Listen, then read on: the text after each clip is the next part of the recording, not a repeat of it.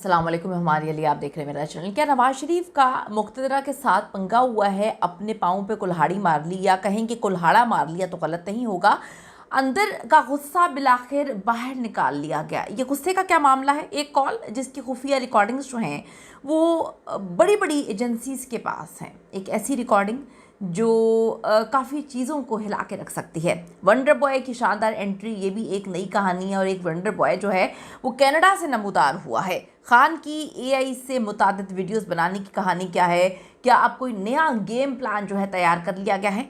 सुहेल आफरीदी वादी तीरा में। आज की वीडियो बड़ी इंपॉर्टेंट है। रिक्वेस्ट है चैनल को सब्सक्राइब करें जी। वीडियो को आखिर तक मुलाहिजा ज़रूर फरमाएगा। चैनल को सब्सक्राइब करिएगा, हमें इसकी बहुत ज़्यादा ज़रूरत है। सबसे पहले हम जो है शुरुआत करते हैं। नवाज शरीफ ने अपने लिए किस तरह से मुश्किलात जो हैं वो बहुत हद तक ज़्यादा जो है ऊपर लेवल तक पैदा कर ली हैं। अचकज़ई का नोटिफिकेशन, ऊपर वालों से डायरेक्ट पंगा लिया गया है। ये नोटिफिकेशन इतने आराम से नहीं हुआ है। इस नोटिफिकेशन के पीछे बहुत बड़ी बड़ी कहानी है। ये फैसला अयाज सादिक साहब का नहीं बल्कि नवाज शरीफ का है। कामरान मुर्तज़ा ने ये दावा कर दिया है। अब आप ये देखें कि कहा जा रहा है कि नवाज शरीफ ने मुक़्तदरा के साथ डायरेक्ट पंगा लिया है, या ये कहें कि नवाज शरीफ ने अपने अंदर का गुस्सा निकाला है। वो कामरान मुर्तज़ा ने कहा कि नवाज शरीफ अपने अंदर का गुस्सा निकालने के लिए नोटिफिकेशन करवाते हैं। अंदर का गुस्सा मुझे क्यों निकाला गया? अंदर का गुस्सा कि मुझे आप लेकर आए, इवन स्टेज तक के ऊपर लेकर गए। मैंने तो तकरीर भी तैयार कर ली थी कि मुझे वज़ीर आज़म बनाया जा रहा है। अंदर का गुस्सा कि वज़ीर आज़म बनने से मुझे एंड टाइम पे, लास्ट मोमेंट पे जो है वो रोक दिया गया, मुझे धोखा दिया गया है। गुस्सा किस पर निकाला गया है सबको अच्छे से पता है, कोई बच्चा थोड़ी है।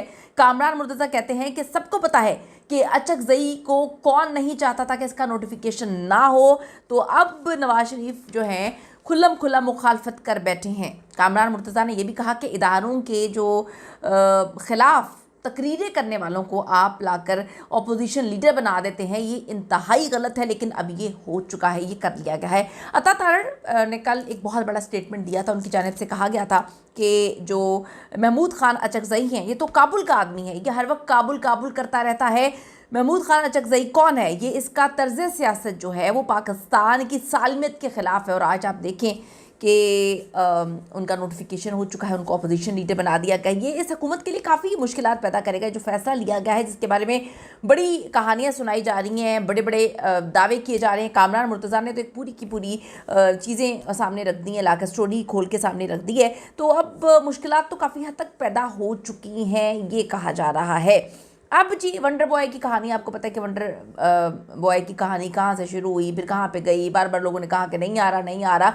जो इस वक्त हालात हैं, वंडर बॉय कहीं ना कहीं से तो आएगा। अब या यहीं पे वंडर बॉय है, बस हमें ढूंढा नहीं जा रहा। बड़े सहाफ़ी अहमद नूरानी साहब बड़ी ऑथेंटिक खबरें देते हैं, ऑथेंटिक सहाफ़ी हैं। वो कहते हैं कि कनाडा में मुकीम एक पाकिस्तानी असजद बुखारी, इनका नाम वंडर बॉय के तौर पे सामने आ रहा है, जिनका ताल्लुक बहावलपुर से बताया जा रहा है। इसकी कहानी भी चलें, ये भी देख लेते हैं कि वंडर बॉय जो है वो एकदम से उस वक्त लाया जाता है। उसकी कहानी तब शुरू होती है जब ये हुकूमत कुछ गलतियां करना शुरू कर देती हैं, और गलतियां भी इनकी काफ़ी हद तक बढ़ चुकी हैं। कहानी अब सुनाते हैं आपको मिर्ज़ा साहब की। आप देखें कि मोहम्मद अली मिर्ज़ा की जो कहानी है, ये 3-4 दिन से तो काफ़ी पिट रहे हैं। वो बेचारे जो हैं उनको काफ़ी एक्सपोज कर दिया गया है।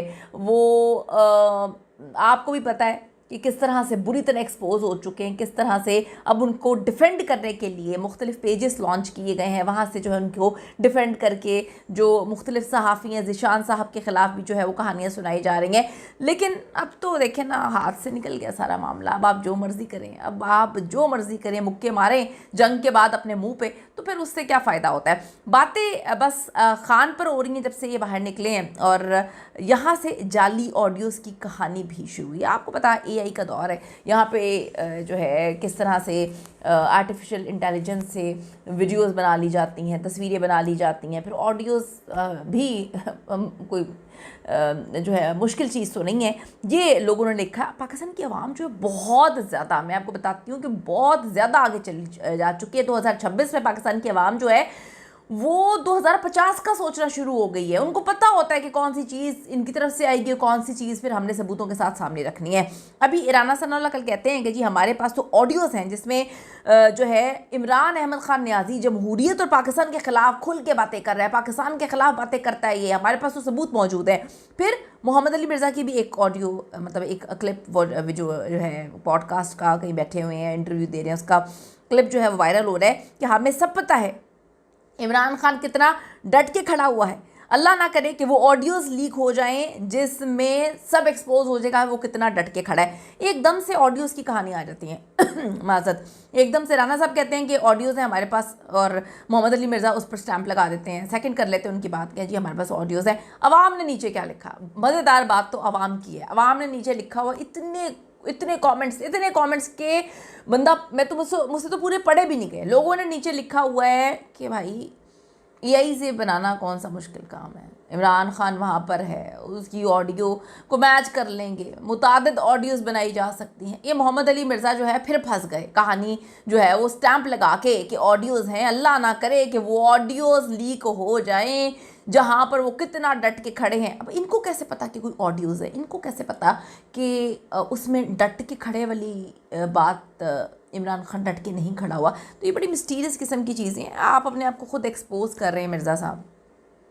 आपको लोग सुनते हैं, प्यार करते हैं। अब इस तरह की आप हरकतें करेंगे तो आप खुद भी एक्सपोज होंगे और जिनके साथ आप हैं वो भी एक्सपोज हो जाएंगे। ये लिखी है जी एक कहानी, कोई है आमना, उन्होंने नीचे लिखा हुआ, मिर्ज़ा साहब के तो और भी बड़ा कुछ लिखा हुआ है, मैं क्या क्या कमेंट पढ़ूं। तो लोगों ने लिखा हुआ है कि एआई से लगता है ऑडियोज़ आ रही हैं तो अब कुछ गलत ना होगा। अवाम को, जेनजी जिनको आप बोलते हैं, इनको बेवकूफ़ बनाना आसान नहीं है। तो उन्होंने पहले बता दिया कि इस तरह के कोई मामला। अपनी कीमती राय ज़रूर दीजिएगा इस पर, मैं तो कोई कमेंट नहीं करूँगी, आप ज़रा कमेंट ज़रूर करिएगा। See you in the next video.